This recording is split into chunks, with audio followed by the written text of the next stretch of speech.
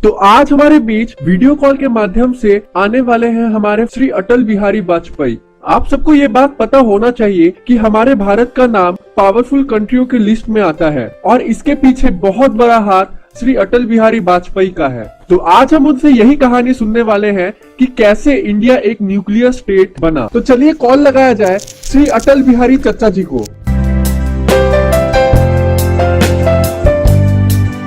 तो ये उठाया मैंने अपना मोबाइल, खोला व्हाट्सएप, अटल चचा जी, हाँ मिल गए अटल चचा जी। और ये वीडियो कॉल। यार मोबाइल मत देखो, बहुत घटिया मोबाइल है, थोड़े मोड़े सब्सक्राइबर है, थोड़े मोड़े व्यूज आ जाते हैं। अगर आप लोगों का ऐसा ही प्यार बना रहा तो मैं जल्दी ही OnePlus 10T खरीद लूंगा और क्या। हेलो चचा जी, प्रणाम, कैसे है? अरे बस बढ़िया लल्ला। पहचान रहे हैं कि नहीं? अरे हाँ हाँ, काहे नहीं पहचानेंगे। वहाँ मजे है कि नहीं? अरे बहुत मजा है यहाँ तो। सब बढ़िया ना चचा जी? अरे सब बढ़िया लल्ला, सब बढ़िया। चाचा जी, हम लोग को पोखरन वाला कहानी सुनना है चाचा जी, थोड़ा सा सुनाओ ना चाचा जी। कौन सा पोखरन? अरे पोखरन वाला कहानी चाचा जी, जो इंडिया अमेरिका को बनाया था ना। हाँ हाँ हाँ हाँ, अरे का सुनावे यार। सुनाओ ना चाचा जी, काहे भाव खा रहे इतना? अरे सुना सुना बुर्बाद। 15 अगस्त 1947 इंडिया को आजादी तो मिल गई थी, लेकिन आजाद नहीं हुआ था इंडिया। सब देश अपना अपना न्यूक्लियर वेपन डेवलप कर रहे थे। इंडिया के लिए न्यूक्लियर बम बनाना तब जरूरी हो गया जब 1962 में इंडिया और चाइना के बीच वार हुआ और इंडिया गंदा तरीके से हार गया। और 2-3 साल बाद चाइना ने सक्सेसफुली न्यूक्लियर बॉम्ब का टेस्ट कर लिया। पिछले हफ्ते चीन ने एक और न्यूक्लियर टेस्ट किया। ये चीन द्वारा किया गया 43वां परमाणु विस्फोट था। फ्यूचर में अगर इंडिया को अपना हिफाजत करना था तो उसको भी पावरफुल न्यूक्लियर बॉम्ब बनाना था। लेकिन हर देश का बाप अमेरिका सबसे ऊपर बैठा हुआ था और अमेरिका नहीं चाहता था कि कोई भी उसका मुकाबला करे, क्योंकि अमेरिका ही एक ऐसा देश था जो हवा, पानी, जमीन हर जगह पे बॉम्ब फोड़ दिया था। इसी चीज को मद्देनजर रखते हुए 1968 में अमेरिका एक नॉन प्रोलिफरेशन ट्रीटी निकाली, जिसमें कि 3 मेन ऑब्जेक्टिव्स थे। पहला ऑब्जेक्टिव परमाणु हथियार विकसित पर पूरी तरह से रोक। दूसरा ये था कि सभी परमाणु देशों का वेपन्स को धीरे धीरे नष्ट करना। और तीसरा ये था कि परमाणु शक्ति का एनर्जी या पावर सेक्टर में शांतिपूर्ण इस्तेमाल।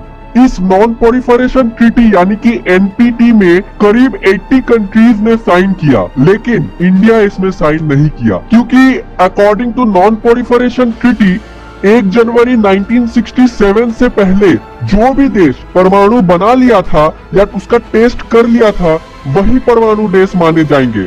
अमेरिका, ब्रिटेन, चाइना जो कि 1962 के बाद बना ही लिया था, फ्रांस, रसिया, ये 5 देश ऑलरेडी परमाणु देश कहला चुके थे, क्योंकि ये 1967 से पहले टेस्ट कर लिए थे। इंडिया ये चाहता था कि या तो ये 5 कंट्रीज अपना परमाणु वेपन्स नष्ट कर दे, वरना सबको हक दे अपना परमाणु वेपन्स बनाने का। इंडिया के साथ साथ पाकिस्तान, नॉर्थ कोरिया, इजराइल, ये भी कुछ अन्य ऐसे देश थे जो NPT यानी कि नॉन प्रोलिफरेशन ट्रीटी में साइन नहीं किया। 1974 में हमारा सबसे पहला परमाणु टेस्ट किया गया, जिसका नाम रखा गया था ऑपरेशन स्माइलिंग बुद्धा। ये राजस्थान पोखरन में किया गया था और तब हमारे प्राइम मिनिस्टर इंदिरा गांधी थे।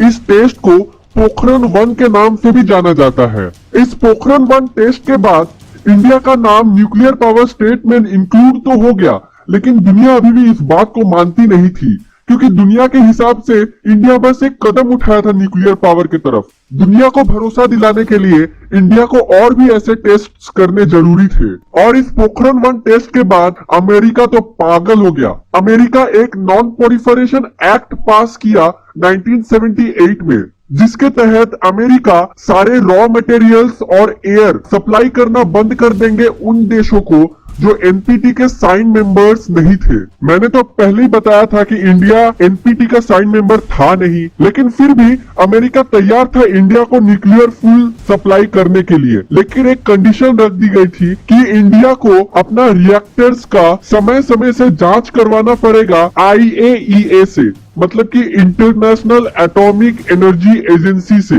जो कि अमेरिका के कंट्रोल में ही था। इसलिए इंडिया ने ये कंडीशन भी डिनाइड कर दिया और America lastly nuclear fuel supply करना बंद कर दिया। और तो और अमेरिका ने 4 सैटेलाइट लगा दिए और इंडिया पे कड़ी नजर रखने लगे कि ये कोई न्यूक्लियर टेस्ट ना कर पाए। अब जो कि इंडिया को न्यूक्लियर फ्यूल बाहर से मिल नहीं रहे थे, इंडिया को करीब 20 साल लग गए दूसरा न्यूक्लियर टेस्ट करने के लिए। 1995 का वक्त था, नरसिम्हा राव हमारे प्राइम मिनिस्टर थे और ये डिसाइड किया गया कि अब एक और न्यूक्लियर टेस्ट होगा और वो पोखरण में ही होगा, क्योंकि पोखरण को चुनने का एकमात्र ये रीजन था कि वहाँ आसपास कोई बस्ती नहीं थी। लेकिन जैसा कि मैंने पहले बताया, अमेरिका ने 4 सैटेलाइट्स लगा के रखे थे, तो ये सैटेलाइट्स ने पोखरण में गतिविधियों को पकड़ लिया और वो टेस्ट को कैंसिल कर दिया गया। India's action threatens the stability of Asia and challenges the firm international consensus to stop all nuclear testing. America ने साफ शब्दों में धमकी दी है कि अगर हिंदुस्तान अपनी हरकतों से बाज नहीं आया तो उसे रोकने के लिए परमाणु ठिकानों पे सैनिक कार्रवाई की जाएगी। पाकिस्तान ने भी इस मुद्दे पे जोर शोर से अपनी आपत्ति जताई है। India's pursuit of a nuclear and ballistic weapons program is of serious concern. Of equal concern is its reluctance to engage in a meaningful dialogue. वो जासूस सैटेलाइट CIA की तरफ से थे, मतलब कि सेंट्रल इंटेलिजेंस एजेंसी, जो कि DRDO की तरफ से इंडिया पे नजर रखे हुए थे। और ये सैटेलाइट इतने पावरफुल थे कि आसमान से लेके जमीन में खड़े आदमी के हाथ में पहने हुए घड़ी का कांटा तक को जूम करके देख सकते थे। अब बारी आई मेरी। 16 मई 1996 मैं इंडिया का प्राइम मिनिस्टर बना। मेरा बहुत पहले से ही सपना था कि इंडिया न्यूक्लियर टेस्ट करे, लेकिन 1996 के दौरान मेरा वक्त उतना अच्छा चल नहीं रहा था, इसलिए 13वें दिन पे मेरी सरकार गिर गई और 1998 में फिर से इलेक्शन हुआ, मैं फिर से जीता।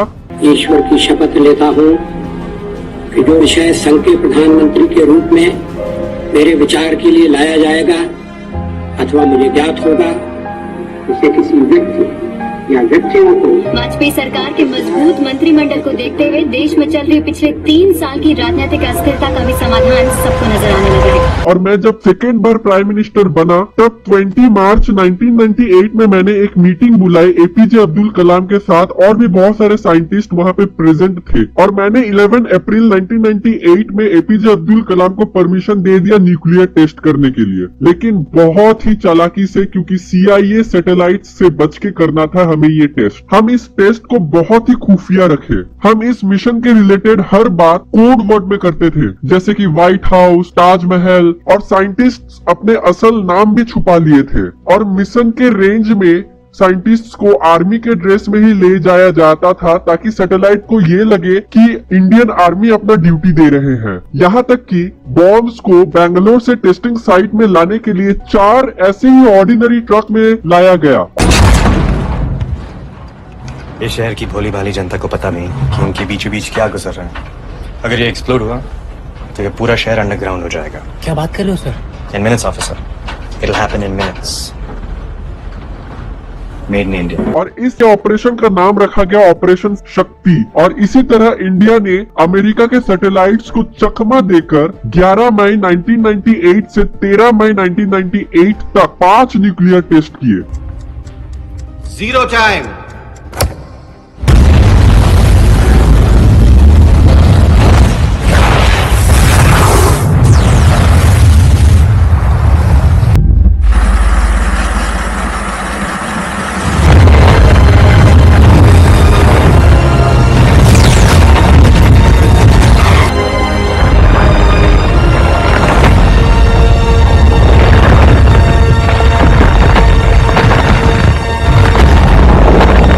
Today, at 15:45 hours, India conducted 3 underground nuclear tests in the Pokhran range. These tests conducted today were with a fission device, a low-yield device, and a thermonuclear device. For transforming India a nuclear weapon state. परीक्षण के साथ हमने ये भी ऐलान किया कि हम परमाणु हथियारों का प्रयोग करने में पहल नहीं करेंगे। हमने ये भी कहा कि जिनके पास परमाणु शस्त्र नहीं है, हम उनके विरुद्ध उनका उपयोग नहीं करेंगे। DRDO and DAE have effectively and efficiently coordinated and integrated their respective technological strengths in the national mission to confront the country with the capability to vacate the nuclear threats. अभिनंदन होना चाहिए वैज्ञानिकों का, उन इंजीनियरों का जिन्होंने पोखरण में जो कुछ हुआ उसे सफलतापूर्वक करके दिखाया। और अमेरिका को पता तक नहीं चला। अब आप सबको तो पता है ही कि पाकिस्तान इंडिया का बेटा है। अब इंडिया जो भी करेगा पाकिस्तान तो वो करना ही है। तो इंडिया के टेस्ट के बाद पाकिस्तान ने भी बहुत सारे टेस्ट किए और उधर अमेरिका पागल हो गया, बौड़ा गया। अमेरिका ने फॉरेन असिस्टेंस प्रोग्राम के तहत देशों को दिए जाने वाले फॉरेन एड बंद कर दी। उस साल इंडिया को अमेरिका से 350 करोड़ की आर्थिक मदद मिलने वाली थी, जो कि कैंसिल कर दी गई। दूसरा ये हुआ कि अमेरिकी बैंकों से इंडियन कंपनी को लोन देना भी बंद कर दिया गया। तीसरा ये हुआ कि आईटी रेवोल्यूशन से गुजरने वाला इंडिया को टेक्नोलॉजी एक्सपोर्ट को भी बंद कर दी गई। गवर्नमेंट को इससे कोई खास असर तो पड़ा नहीं, लेकिन अमेरिकन का इंडिया में आना और इंडिया का अमेरिका में काम करना बहुत ही ज्यादा मुश्किल हो गया। अमेरिका ने एक बिल भी पास की जिसके तहत इंडिया से कुछ भी अमेरिका में एक्सपोर्ट करने के लिए 90% तक का टैक्स देना पड़ेगा। अमेरिका ने वेपन्स भी इंडिया को सप्लाई करना बंद कर दिया पोखरण 2 के बाद। ये सब चीजों के पीछे अमेरिका का सिर्फ एक ही मकसद था कि कोई भी देश अमेरिका का मुकाबला न कर सके। अमेरिका ने दोनों ही देशों को, मतलब कि इंडिया और पाकिस्तान को, कॉम्प्रिहेंसिबल टेस्ट बैन ट्रीटी में साइन करने को भी कहा, जिसके अनुसार ये लिखा था कि ये दोनों कंट्री और कोई परमाणु टेस्ट नहीं करेंगे। लेकिन इंडिया बोला घंटा मैं तो करूंगा, और इंडिया अपना काम कंटिन्यूड रखा। और जब अमेरिका ये सारे सैंक्शंस इंडिया पे लगा रहे थे, तब ब्रिटेन, फ्रांस और रसिया, ये 3 देश इंडिया के खिलाफ बोलने से कतरा रहे थे, क्योंकि इंडिया ने रिसेंटली वो न्यूक्लियर पोखरण 2 टेस्ट किया था, इसीलिए वो डर गए थे। और इंडिया का हमेशा साथ देने वाला सिर्फ एक ही देश था, वो था Israel. Britain, France, Russia India के खिलाफ कुछ नहीं बोले। इसी के कारण इंडिया का इकोनॉमी में भी कोई ज्यादा फर्क पड़ा नहीं, और कुछ समय बाद ये सारे सैंक्शंस को हटा भी लिए गए।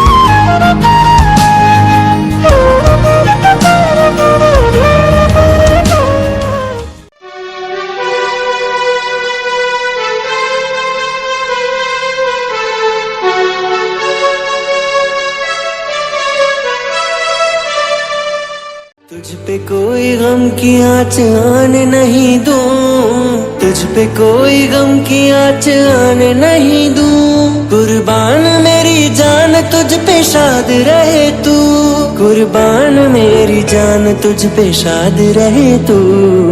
ऐ वतन वतन मेरे आबाद रहे तू, मैं जहाँ रहूं जहाँ में याद रहे तू। ऐ वतन मेरे वतन, ऐ वतन मेरे वतन, ऐ वतन। बस यही थी कहानी लल्ला। अब मैं चलता हूँ, बहुत बकबक कर लिया। ठीक है चाचा, thank you very much, good night. तो आज वाली कहानी आप एक मूवी में भी देख सकते हैं, जिसका नाम है परमाणु, the story of Pokhran. John Abraham है भाई उसमें। हमने जो सोचा वो देश के लिए था, हमने जो किया वो देश के लिए है, और हमने जो पाया वो देश का होगा। लेकिन आप लोग वो सब मूवी क्यों देखोगे? आप लोग तो जाओगे वीरे डी वेडिंग देखने।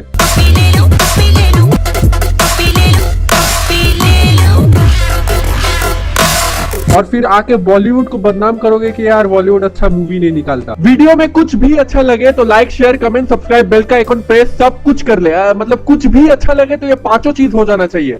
मिलते हैं फिर बाद में, तब तक thank you and take care.